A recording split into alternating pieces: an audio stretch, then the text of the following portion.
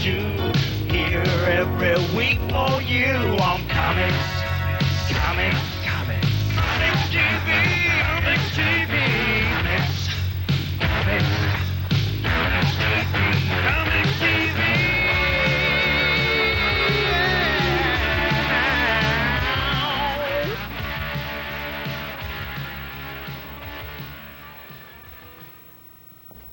Hi and welcome to Comics TV. We're your weekly guide to the comic book world. I'm Steve Przybyla. And I'm Mike Rizzo. Each and every week we bring you the best in comic book reviews, comic book news, interviews, everything to do with the comic book industry. Today we've got some great stuff for you, so stay tuned. What's it gonna be now? Alternative, mainstream too. Here every week for you on Comics.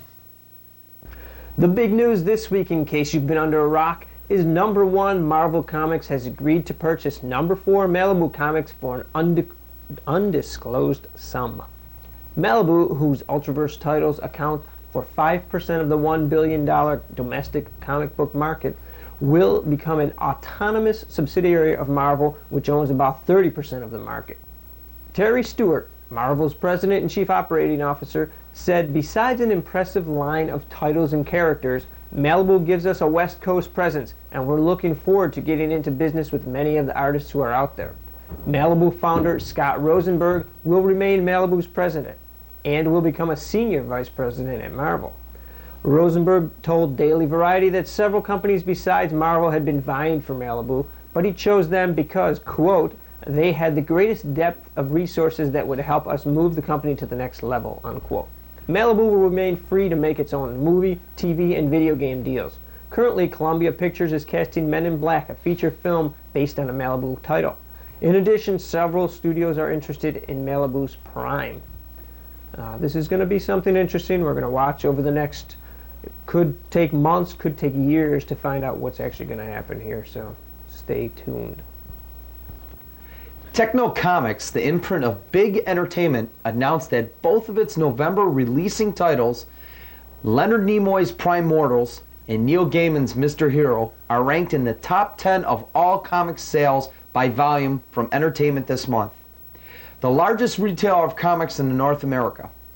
Out of more than 10,000 customers ordering from ETM for delivery in November, 28% ordered the Prime Mortals and 21% Mr. Hero. ETM is a mail-order firm that sends its catalog to more than 300,000 fans and collectors. Because the company receives fan orders 1 month in advance of release of the books, its sales volumes are often reflective on how well comics will sell once they are released at traditional retail outlets. Both books were scheduled for release this past week's. Techno Comics is spending over $1 million to promote its new line of comics. In addition, they are planning on opening 100 retail kiosks in major malls across the country by the end of 1995. Beginning January 1st, 1995, Caliber Press will be unveiling a new logo design that will unify the appearance of the entire line. This logo will be used on all Caliber titles except for the pre-established miniseries that have already defined their appearance. Caliber states that the reasoning behind the new logo is to allow retailers and readers to more readily identify what is a Caliber product. You'd be surprised how many people tell us that they weren't aware that we published certain comics, and they were amazed how many good quality books we actually published, said associate publisher James Pruitt. Due to recent expansion into other markets, Caliber feels that a more identifiable logo can only help retailers in moving their product as Caliber strives to solidify their position as offering one of the most diverse lines in the marketplace. And lastly this week, in August of 1994, AC Comics released the 75th issue of its flagship title, Femforce. In this landmark issue was some of today's most fabulous comic book art, that of C. Bradford Gorby, while AC's Comics fans have come to know the work of Brad over the last several years. Commitments to other projects have prevented him from spending all his time doing AC art. Well, apparently Todd McFarlane has also discovered Brad's art. The flexible Brad can make slight changes in his style that allow him to go from beautiful, competent superheroes to the big, bad, and brutal Spawn. Brad has completed several comics that have been packaged with Todd's new line of toys, art from the Spawn game from Sony Soft, and is scheduled to do a couple of Spawn miniseries in 1995. We're thinking of putting Miss Victory, leader of the Femme Force, up against Spawn to fight for Brad's time, says Rebecca Black of AC. But we're not too sure how it would come out. Spawn can be pretty tough. Check out Femme Force every month from AC Comics and Spawn from Image, and look for Brad's Spawn miniseries in 1995. And that's it for the comics news this week.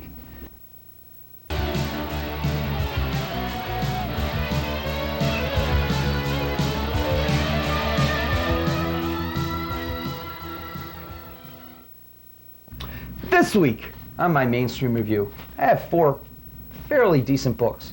For my first one, I'm going with The Savage Dragon number 14 from Image. Eric Larson is the writer, artist, and inker. Boy, is he busy. Cost is $1.95.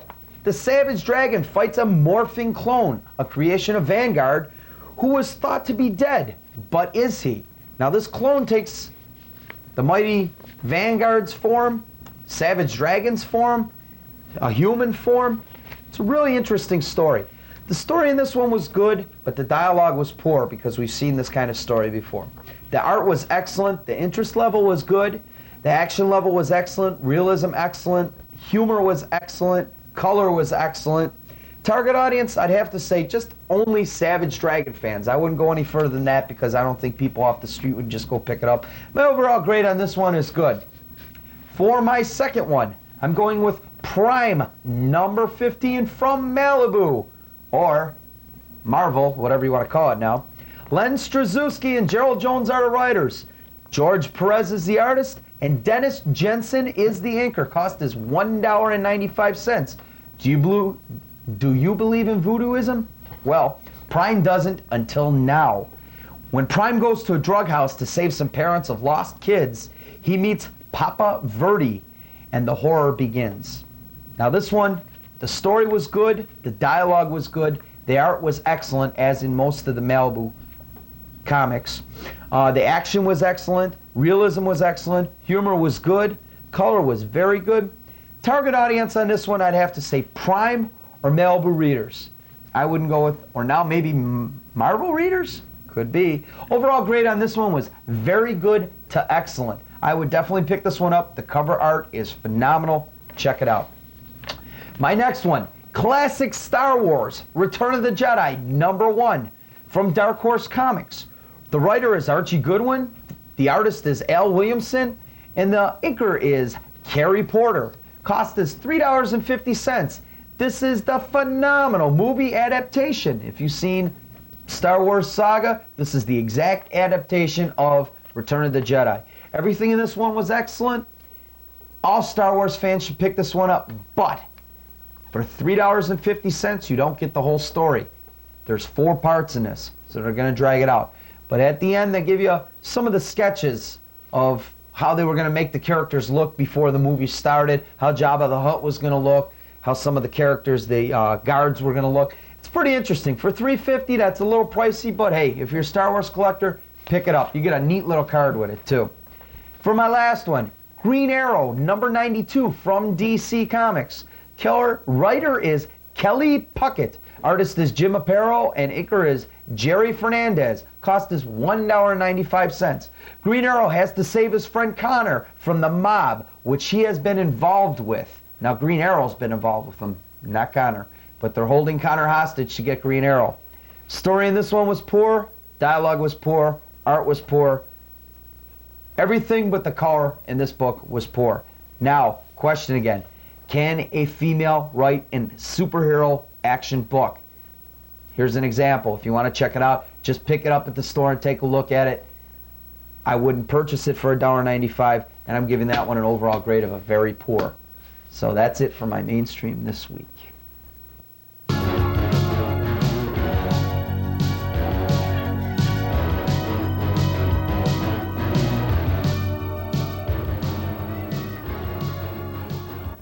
Okay, on the independent reviews today, We're starting out with Evil Ernie, the trade paperback from Chaos Comics. Brian Pulido is the writer, and Stephen Hughes is the artist. It's $9.95.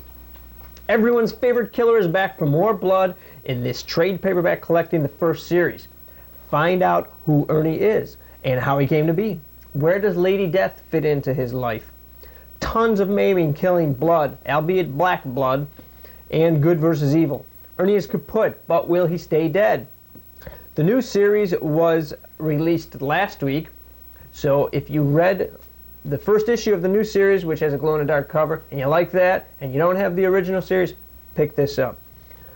It's good reading, and it's got a good story to it, great art, recommended for anybody that's adult or late teenagers, because I would definitely not recommend this for my 6-year-old nephew. It's a little too violent.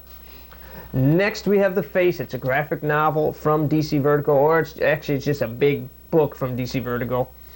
Peter Milligan is the writer with Duncan Fegredo as the artist. I believe it's about $4.95. This is the story of David Sholem, a plastic surgeon who's made one mistake too many with his wife and Andrew Sphinx, the greatest artist of all time. Sphinx, a recluse, wants David to perform plastic surgery on him, but it's not just to fix his old face, it's to do some reconstructive surgery. It's kind of interesting. This turns into a twist of tales of lies, deceit, death, and some unusual circumstances here. This story plays out like a perfect made-for-TV movie, right through to the end. It's unbelievable and so weird, it's a must-read. This is worth every penny. When it comes out, pick it up. If you're looking for that Twist of Fate book, something with great art, good story, this is it. Armageddon Quest #1 is next. It's from Starhead Comics, and Ronald Russell Roach is the creator. $3.95. This is a novel. Over 800 pages, 20 chapters with tons of characters. This first book here is 80 pages long. It centers around Tazio, who is a healer of sorts, and his introduction to the world. He starts out kind of like a wandering beast, and they tame him and things like that. The art is simple, a bit crude, but it's not bad looking. It's not a story that kids would enjoy or even understand because it's too complex. It's a detailed novel that is probably better read as an entire story right through. But at 80 pages, you might want to only read one at a time. If you want a pretty good story of good versus evil again, unlike most stories you've ever read, this may be the book. Next I have Nightcry, #1 from Visual Anarchy. The writer, artist, inkers, they're all different people, including Louis Small Jr. from Vampirilla, Everett Hartsoe from London Night Studios, Hart Fisher from Boneyard Press, and Joe Monks, whose book this is. It's $4.95 and filled at 64 pages. It's not a bad collection of stories, 6 in all. If you're an Evil Ernie fan, check this out. It's got a nice story from Brian Pulido set in space. This is Joe Monks, the other half of Cry for Dawn, and he wrote 2 of the stories in here. These are gothic horror type violence, detailed art, interesting stories. This book and the next book that I'm going to review, they take the medium to the farthest reaches, showing that comics aren't just for kids. Adults can enjoy them, engaging stories with good art. Once again, this one is recommended. And lastly, today I've got Raw Media Mags. It's #4 from Rebel Studios. Again, this has various creators, including Franz Henkel and Dave Barber, Tim Vigil, J.H. Williams III. It's $5, even. They know that they're not fooling anybody by making it $4.95. A 5-story anthology book here that definitely needs more readers. This is good stuff. This high-quality stories, they're meant for adults. There's humor, mystery in the story called Legwork. There's action in Epilogue, mystery in Cold Shock, and some good quality vampire tales in Gothic Nights with art by Tim Vigil. You all know him from Faust. Why do I like this book? There's great art. It's great stories, not your usual superhero stuff, not your usual vampire tales either. Very mature readers only on this. Books include violence, nudity, but they're highly recommended. And that's it for Independence this week. Okay, here's something quick.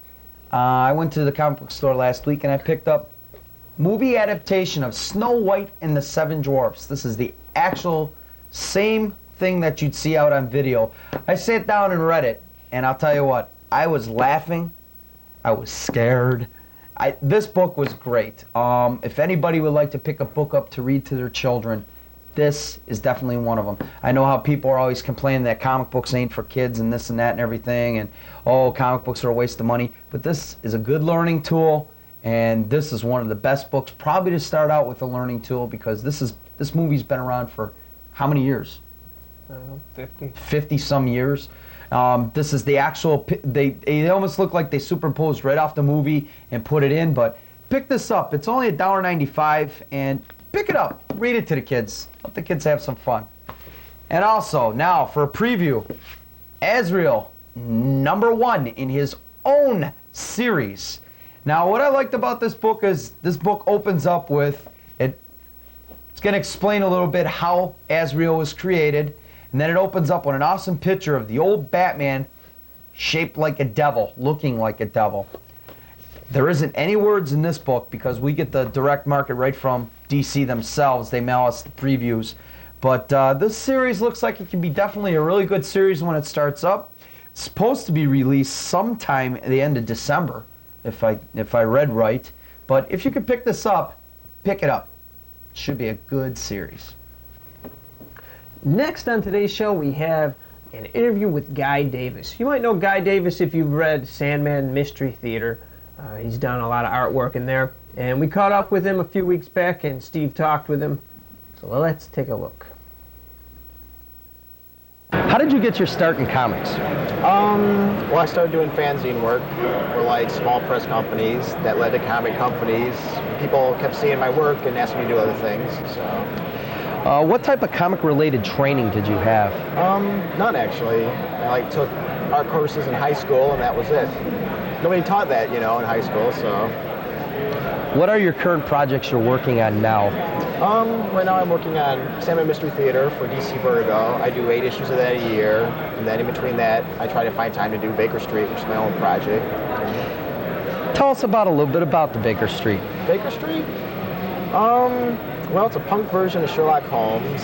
It was like the first thing I wrote and drew and did everything on, and it's like my favorite project to work on just because I have all the control on it and stuff. But it just takes 5 times as long as all the work for hire stuff, so that's why I'm not doing it. Can you earn a decent living drawing comics? Yeah. If you do work for hire, it pays a lot better than something you do yourself, but then, if you do it your own publishing and your own, everything else, then you have more control, more freedom, so it's a trade-off. What do you think the current state of industry is? It better or worse now compared to about 10 years ago?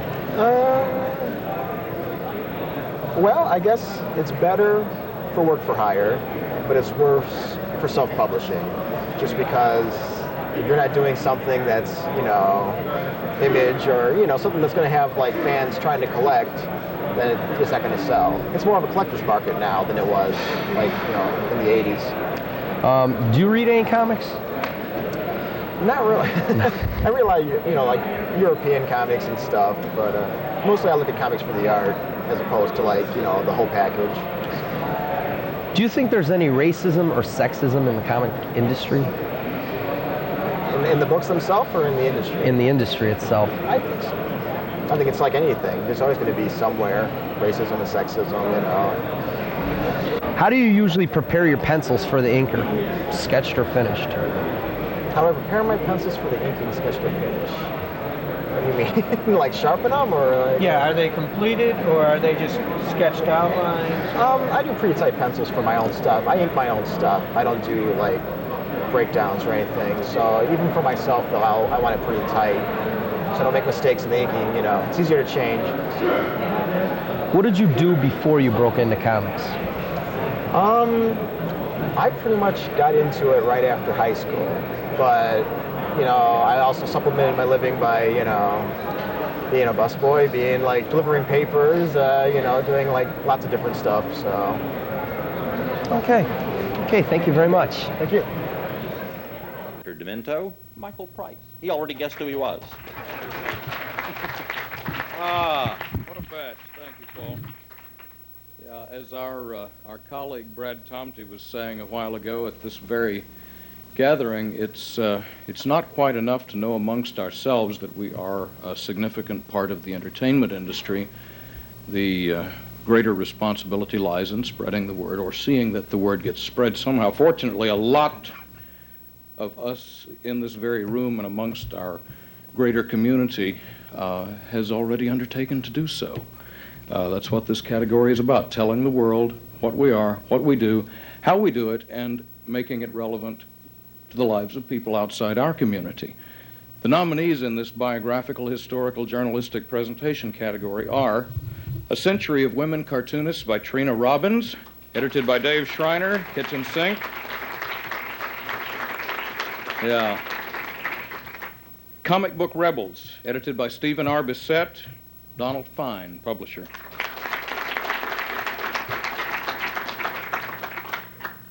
The Comic Buyer's Guide, from Don and Maggie Thompson at Cross Publications.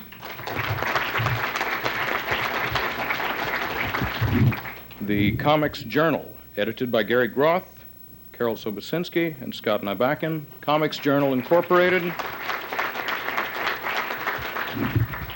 And Understanding Comics by Scott McCloud, edited by Mark Martin from Kitchen Sink.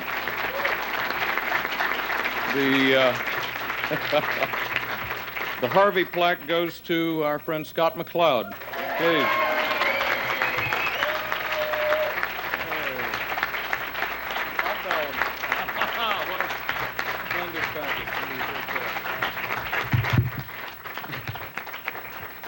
Oh, my golly.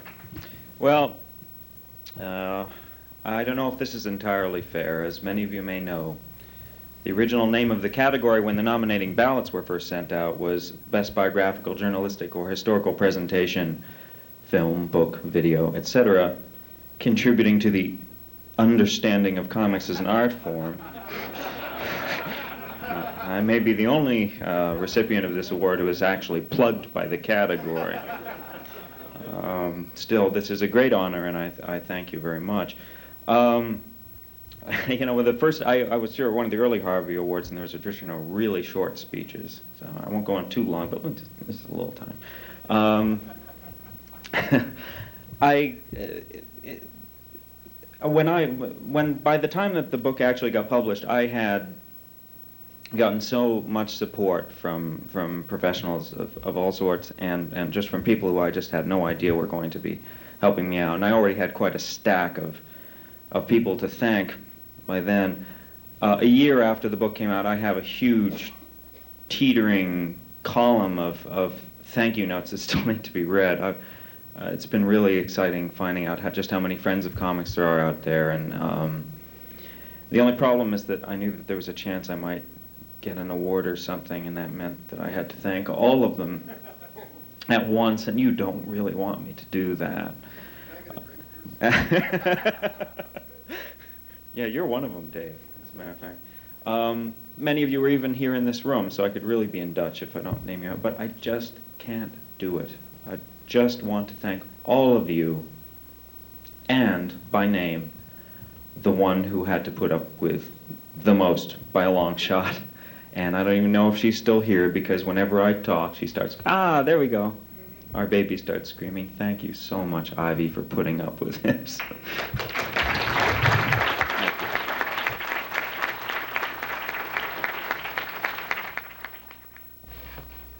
And that's it for Comics TV this week. And as Steve says, each and every week. Like I say each and every week, when you purchase a comic, read it. Just don't throw it on a shelf. They're very educational. They're printed to be read and then collected. So when you buy one, read it. Next time you patronize your local comic shop, tell them you've seen it on Comics TV. Bye-bye.